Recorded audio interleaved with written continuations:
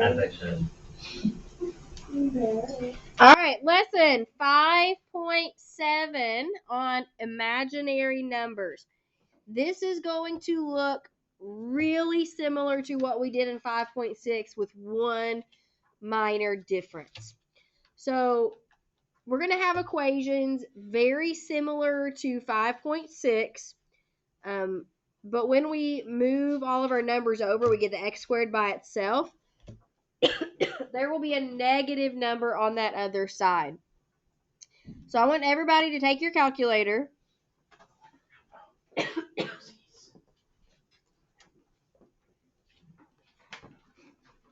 And I want you to take the square root of negative 9. Before you type that in, what would you think that it's going to be? You think it's going to be 3? I think it's going to be -3. You think it's going to be -3? Well, hit enter. Negatives cannot have square root. Yes. You cannot take the square root of a negative number.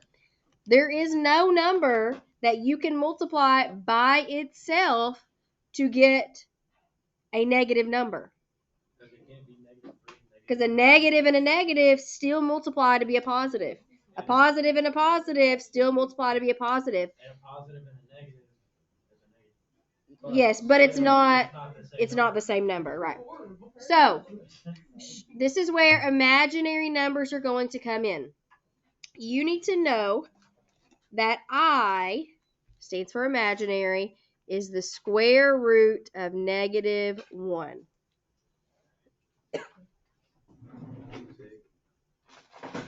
What? I caught a cold from my daughter, but COVID's negative, so it's just normal. So I squared is regular -1. Those are some things that you have to know. Just random facts. So when we are taking the square root of a negative, almost everything is the same as what we did before, but you also need to separate it and bring out a -1. So on this one, I brought the -1 out, which left a +9.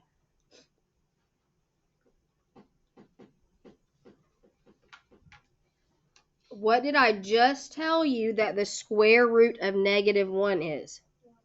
No. I. And what is the square root of 9? 3. So when we write our answer, we treat it like I is a variable. You always write the number first. We don't write x3. We write 3x. So same thing here, 3I.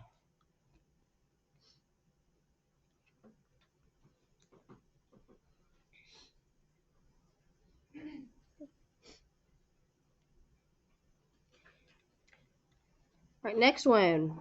We're going to take out the -1. Is 196 a perfect square? Yes, it's on the list. Yes.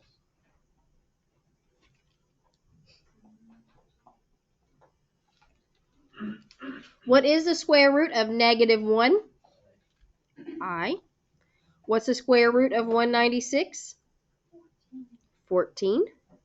So we write 14I.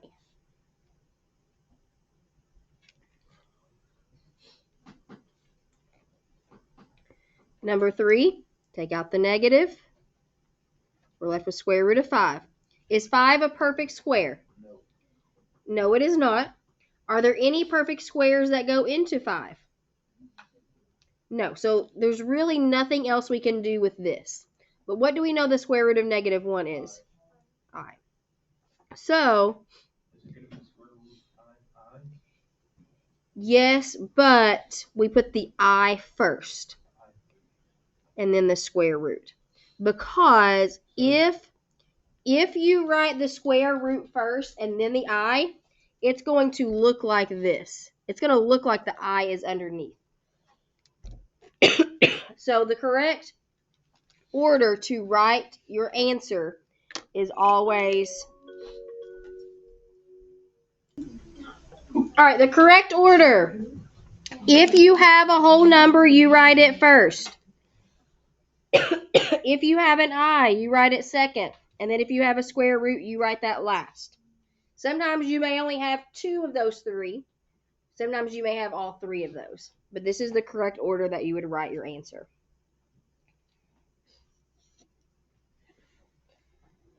All right, number 4. It's got a negative, so take that one out. The negative 1. Is 80 a perfect square? No, so we have to split it into 2. What is the largest perfect square that goes into 80? See if you can find that.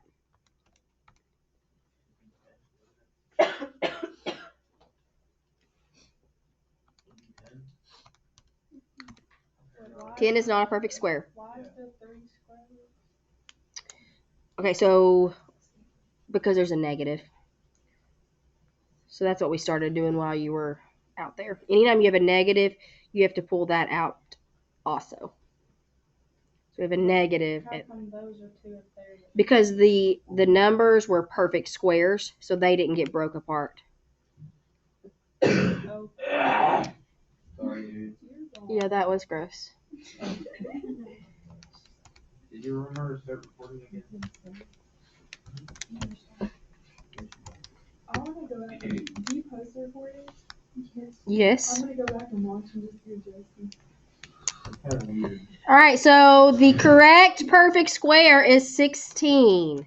16 and 5.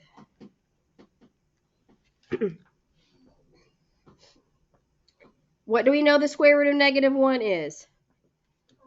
I. What's the square root of 16? 4. And then the square root of 5, we just leave it as square root of 5. So would it be 4i square root of 5. Yep.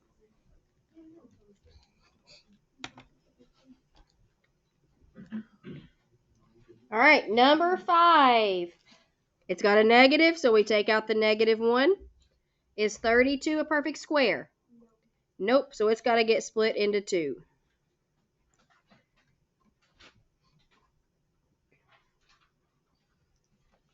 What is the largest perfect square that goes into 32? 16 times what? 2. What is the square root of negative 1? Square root of 16. And then square root of 2 doesn't change.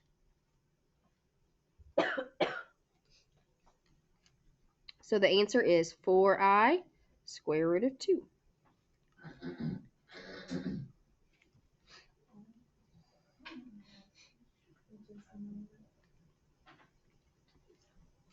Number 6. It's got a negative, so I take out the negative 1. Is 192 a perfect square? Nope, so you got to find the largest perfect square that goes into 192.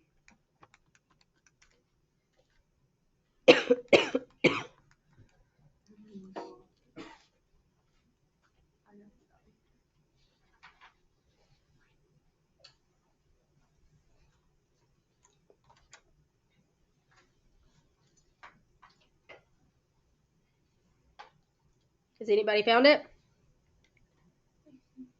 It is 64. 64 times 3.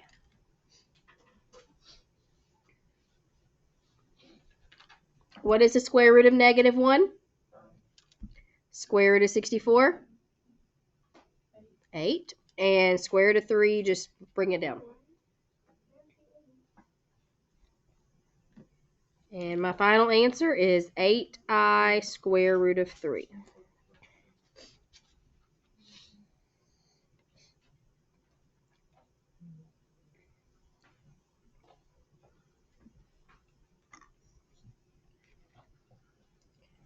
I want you to try these last 3 questions. Bless you. So, number 7. 252 was 36 times 7. So our answer is 6i radical 7.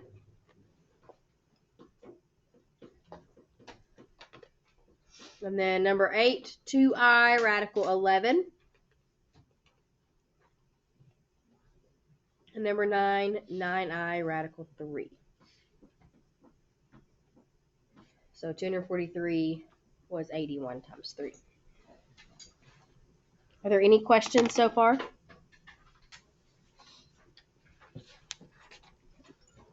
Let's look at the back.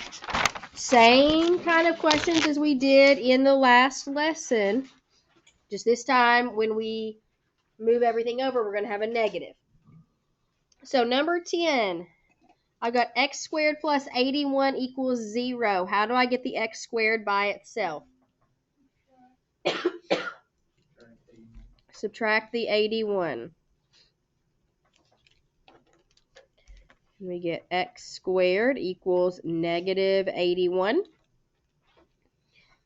Once the x squared is by itself, what do I do? Yep, square root both sides. All right. So this one, there's a negative, so I got to take out the negative 1. And then I'm left with positive 81, which is a perfect square. Yep. What is the square root of negative 1?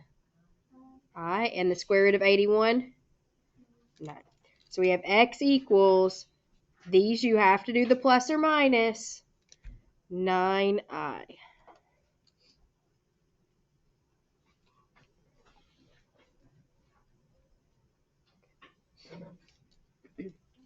Number 11, what is step 1? Nope. Subtract first. Yeah. And we get 2x squared equals negative 8. Now we can divide by 2 on each side. Divide by 2. And we get x squared equals negative 4.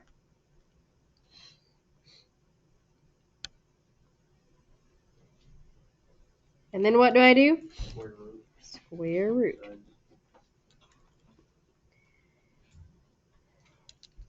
All right, this has a negative. So negative 1 and 4. What's the square root of negative 1? And the square root of 4? 2. So x equals plus or minus 2i.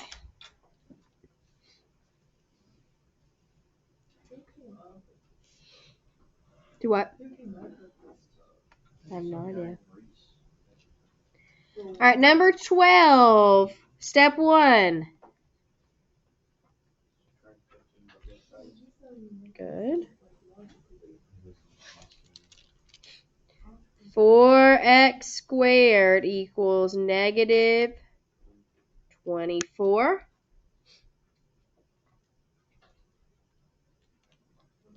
And then we divide both sides by 4 to get x squared equals negative 6. Square root both sides. So I have to pull out the negative. And that would leave me with a positive 6. Is 6 a perfect square? Do any perfect squares go evenly into 6? No. So that's one of those, it'll just stay in the square root.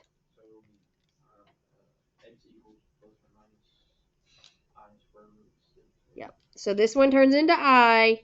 The square root of 6 just stays.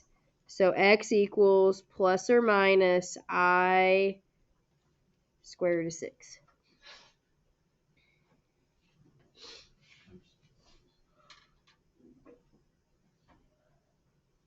Number 13, step 1. Perfect.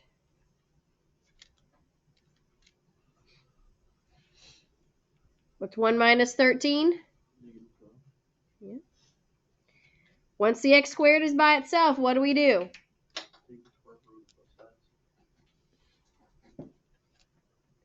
Take the square root. So now we're taking the square root of negative 12. Get out the negative. That leaves us with 12. Is 12 a perfect square? No. Does the perfect square go into 12? Yes, so we can split this up into 2. What perfect square goes into 12? 4. 4 times what? 3.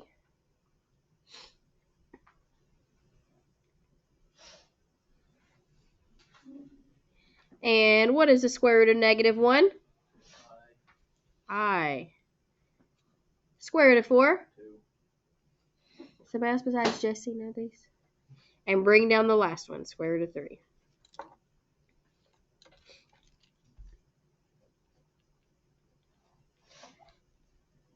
So x equals plus or minus 2I square root of 3.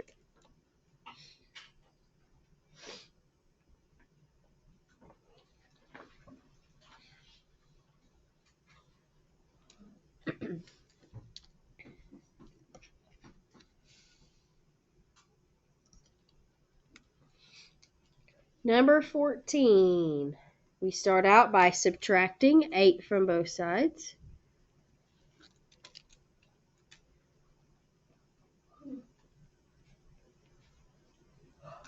Oops, not negative.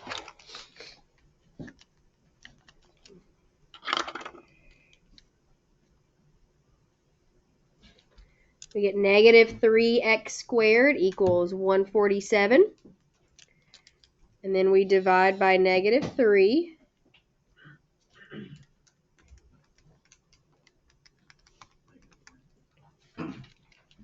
We get x squared equals negative 49.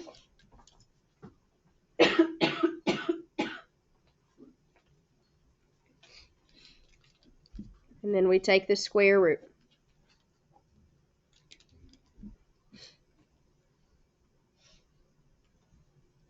Take out the negative 1 and we're left with 49. Is that a perfect square? Yeah, so we just leave it 49. And what is the square root of negative 1? I. And what is the square root of 49? 7.